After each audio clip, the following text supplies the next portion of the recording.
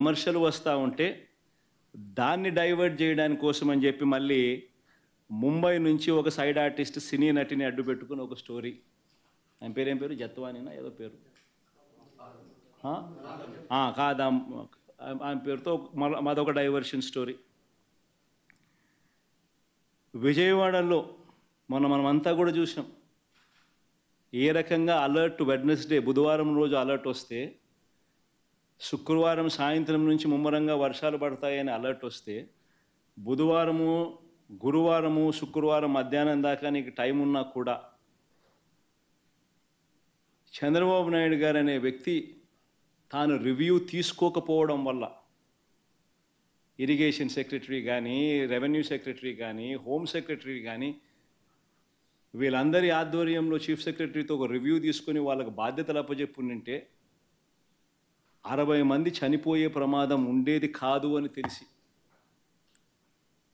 Irrigation secretary flood cushion తాను ఏర్పాటు చేసేవాడు, రెవెన్యూ సెక్రటరీ రిలీఫ్ క్యాంపులు తాను ఏర్పాటు చేసేవాడు, హోమ్ సెక్రటరీ లోతట్టు ప్రాంతాల్లో ఉన్న ప్రజలను రిలీఫ్ క్యాంపులకు షిఫ్ట్ చేసి ఉండేవాడు. ఇవేవి కూడా చంద్రబాబు నాయుడు చేయకపోవడం వల్ల విజయవాడలో ఏ రకంగా, విజయవాడనే కాదు ఏలేరు కూడా అదే రకంగానే మిస్మేనేజ్మెంట్, మ్యాన్ మేడ్ ఫ్లడ్స్ ఏ రకంగా క్రియేట్ చేసి ఏ రకంగా చంద్రబాబు నాయుడు అన్ని రకాలుగా ఫెయిల్ అయిపోయిన పరిస్థితి కనిపించిన నేపథ్యంలో దాన్ని డైవర్ట్ చేసేందుకు ఈ పెద్ద మనిషి చంద్రబాబు నాయుడు ప్రకాశం బ్యారేజీలో బోట్లంట, ఆ బోట్లతో బ్యారేజీని ధ్వంసం చేయడానికి ప్రయత్నించారంటూ ఇంకొక diversion tactic.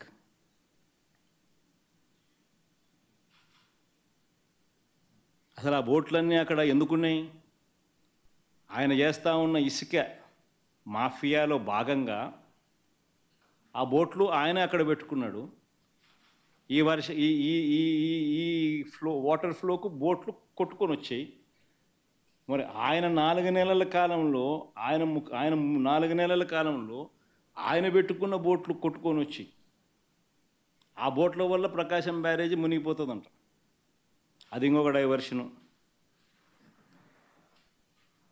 Visakhapatnam steel plant అమ్మకం మీద కూడా కొత్త మెడికల్ కాలేజీలో ప్రైవేట్ పరం చేసేయాలన్న స్కాముల ఆలోచన మీద, వాటి మీద కూడా ఆందోళన జరుగుతూ ఉంటే ముగ్గురు సీనియర్ అధికారుల మీద సస్పెన్షన్ వేటు వేస్తూ అది ఇంకొక డైవర్షన్.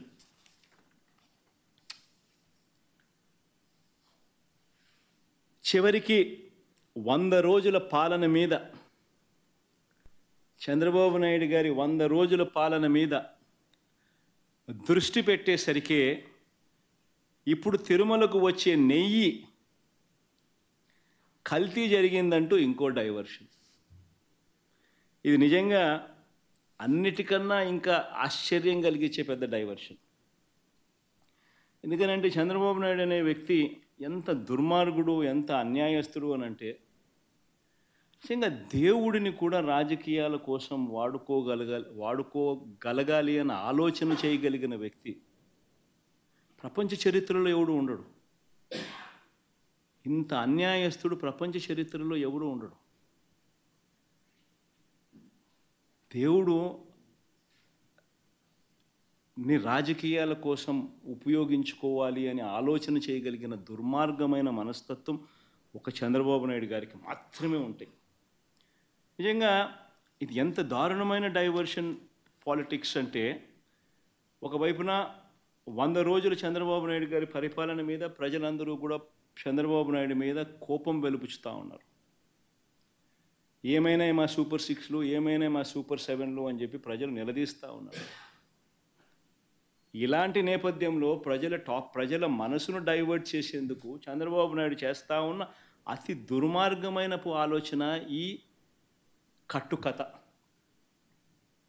నిజంగా ఈ కట్టుకథ ఎంత దుర్మార్గము అనేది నేను మీ అందరికీ కూడా ఒక కొద్ది నిమిషాలు మీ టైంలో ఇస్తే నేను ఎక్స్ప్లెయిన్ చేస్తా.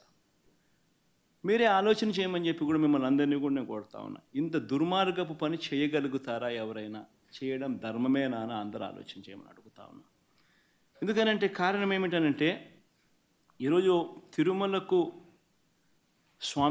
స్వామివారికి వచ్చే ఈ నెయ్యి, ఈ తిరుమలకు వచ్చే ఈ నెయ్యి చంద్రబాబు నాయుడు గారు అన్న మాటలు దీనికి సంబంధించి ఈ నెయ్యిలో కల్తీ జరిగింది అంటూ తాను అన్న మాటలు నిజంగా ఎంత దారుణమైన మాటలు అంటే, నాసరికమైన ఇంగ్రీడియంట్స్ వాడారని, తిరుపతి లడ్డులో యానిమల్ ఫ్యాట్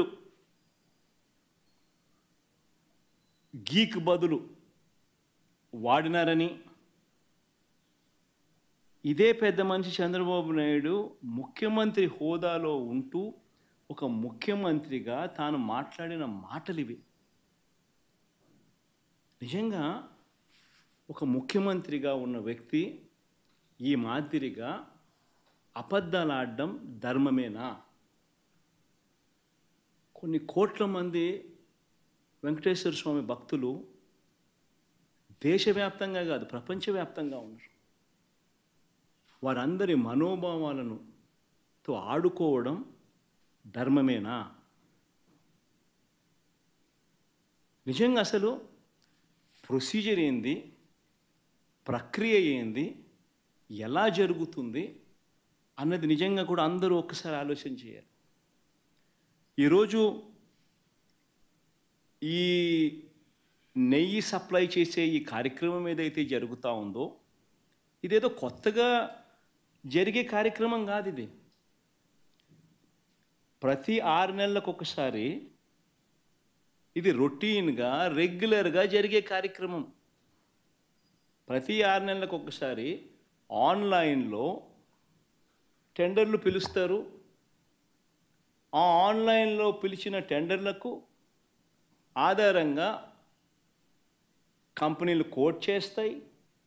L1 ఎవరికి వస్తారో వాళ్ళని బోర్డు అప్రూవ్ చేస్తుంది. ఇది రొటీన్గా 6 నెలలకు ఒకసారి రొటీన్గా జరిగే కార్యక్రమం. మరి రొటీన్గా జరిగే ఈ కార్యక్రమం ఏదైతే ఉందో దీనికి సంబంధించి ఆ క్వాలిఫికేషన్ క్రైటీరియా ఇటువంటివన్నీ కూడా కొత్తగా మార్చింది ఏమీ ఉండదు. ఎవడు మార్చేది ఏమీ లేదు, కొత్తగా మార్చింది అంతకన్నా లేదు.